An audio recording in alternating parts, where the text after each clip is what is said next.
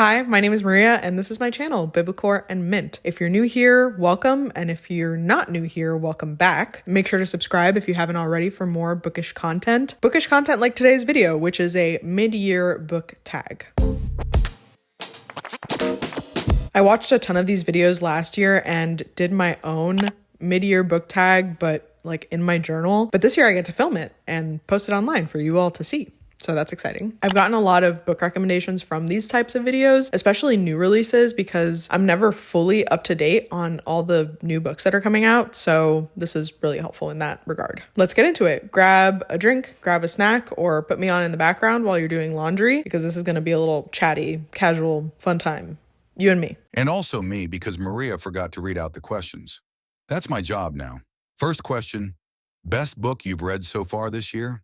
That's going to go to Lightbringer by Pierce Brown, period. I have nothing else to say because it would be a spoiler, but your takeaway can be the following, okay? If you're considering starting Red Rising, the original trilogy, I can't recommend it enough. Go ahead and crack open that first book and have a good time. Second takeaway, if you have finished the original trilogy and you're on the fence about starting the rest of the series, you definitely should. You definitely should. It's a different experience, but it's so much bigger, so much more epic. Everything is turned up. The dial, the original trilogy was at like an 8, 9, 10 in terms of like intensity and world building and characters. The dial has been fully cranked up to a 20 when it comes to the rest of the series. And then Lightbringer was just the light at the end of the tunnel. We finally get to see people starting to make decisions that you're proud of as opposed to decisions that you're disappointed in. And the ending is one that I will remember forever. I will remember exactly who I was, where I was, when I read the final chapters of Lightbringer, because that was just an experience in and of itself. I'm really excited for Red God, which is supposed to come out probably a year from now, and Lightbringer did a really good job of setting up that book for a really epic ending. So Lightbringer, best book of the year so far. Second question, what is the best sequel you've read so far this year? Easy peasy, Rebel Witch by Kristen Ciccarelli. That book was so good. That duology was so good. It's the Crimson Moth duology. So the first book was Heartless Hunter. Second book was Rebel Witch. I know that it's good because I read it and I was like, damn, I wish we got another book. I wish this had been a trilogy, because there were aspects of Heartless Hunter and Rebel Witch, mainly like the world that they were in, the world, the magic system, the lore, that I felt could have been fleshed out a little more to give us a third book to like make this into a trilogy. And that's rare for me. Usually I feel like authors could write a little less. I understand that it was a duology because it really focused on like the romance and not so much the magic system, the lore, whatever. But I definitely feel like she definitely could have, and it could have ate.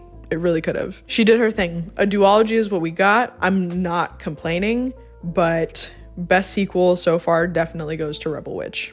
Next question, new releases you haven't read yet, but want to?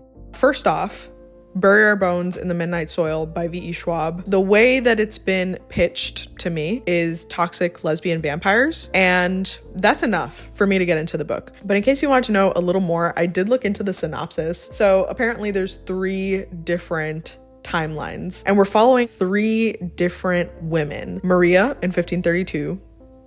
It's weird for me to read my name in a synopsis because my name usually doesn't get mentioned, but okay. Maria in 1532 in Santo Domingo, Charlotte in 1827 London, and Alice in 2019 Boston. And all their stories are different. One of them is about love, one of them is about rage, and one of them is about life, how it ends and how it starts. Yeah, that's not what I expected out of toxic lesbian vampires, but there you go. Now you know a little bit more. The second new release that I haven't gotten to yet is The Favorites by Layne Fargo, which was not on my radar at all until it came out and everybody really liked it. And then more recently, I went to a local used bookstore and the owner was there and we got to chatting, and she said that she had just finished The Favorites and that it was amazing. 5-star read for her. She really loved it. If you haven't heard about it, it's about a figure skating duo and they're competing in the Olympics or about to compete in the Olympics, and then something happens and they can no longer compete. So then 10 years later, coming up on the anniversary of their final final skate, of their final performance, an unauthorized documentary comes out claiming to uncover the true story as to like what happened. And Kat, who is the female side of the figure skating duo, decides to come out and clear her name. The way that the bookstore owner pitched it to me was that it was kind of like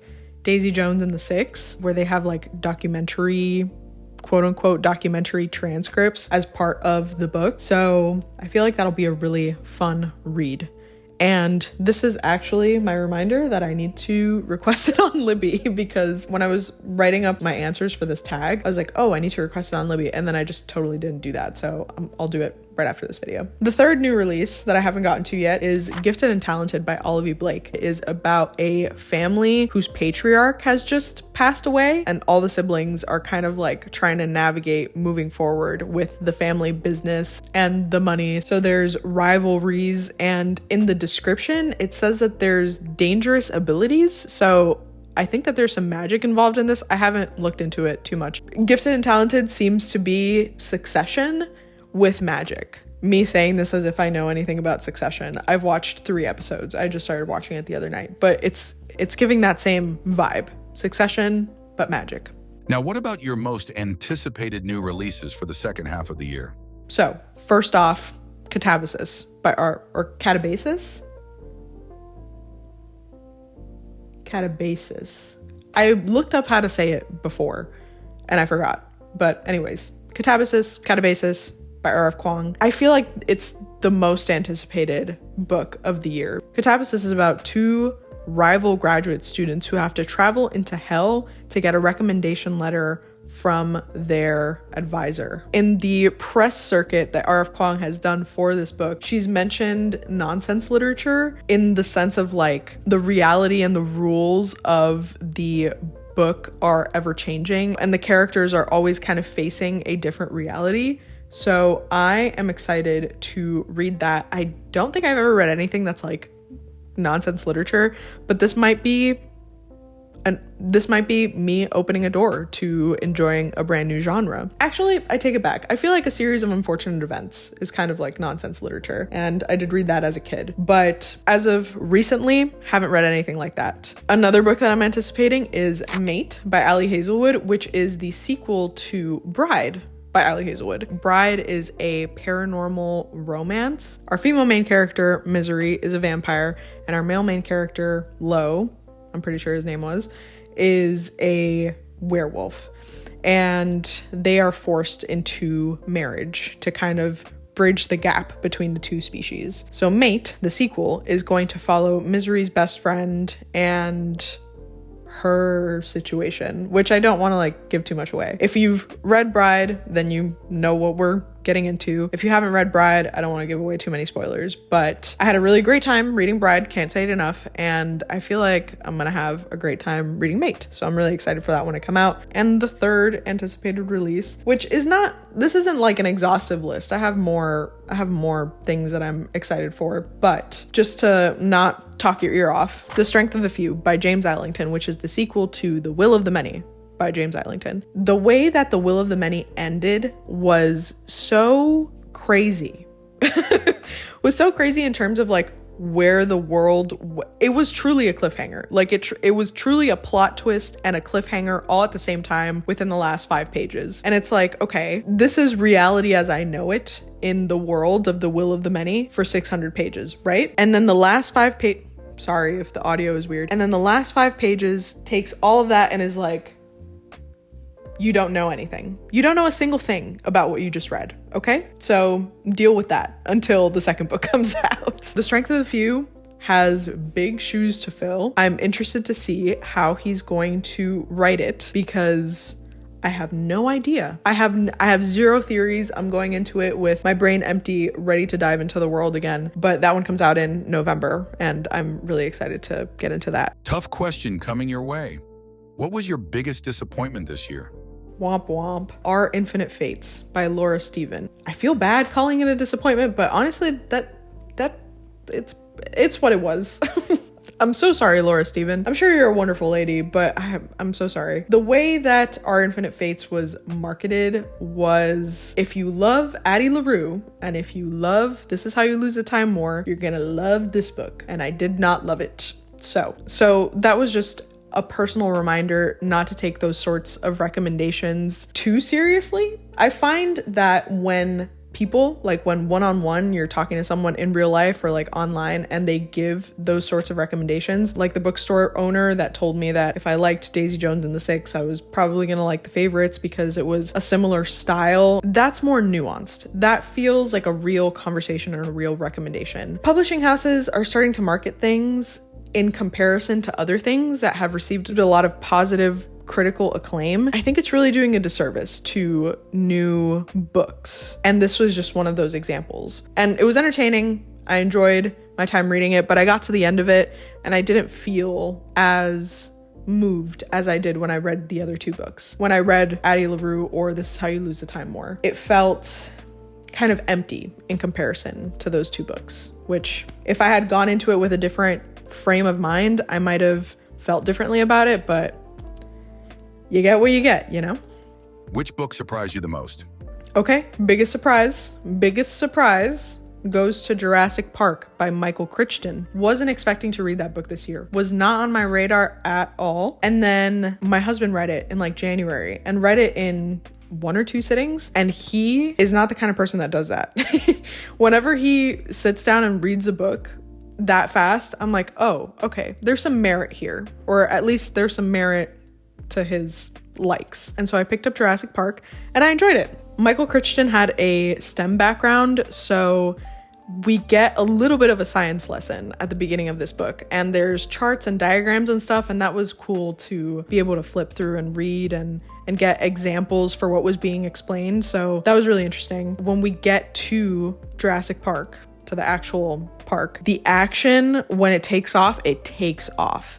It had me right there, like sitting at the edge of my seat for 200 plus pages. It was really good. If you haven't read Jurassic Park, I recommend it. I'll do a more in-depth review in my May-June reading wrap-up, which should be coming out after this video, soon after this video. And you can watch that for more of my thoughts on Jurassic Park. Who is your new favorite author? Favorite new author is going to go to Tigist Girma. She wrote Immortal Dark, and that came out in 2024, so she's a debut author as of like a year ago.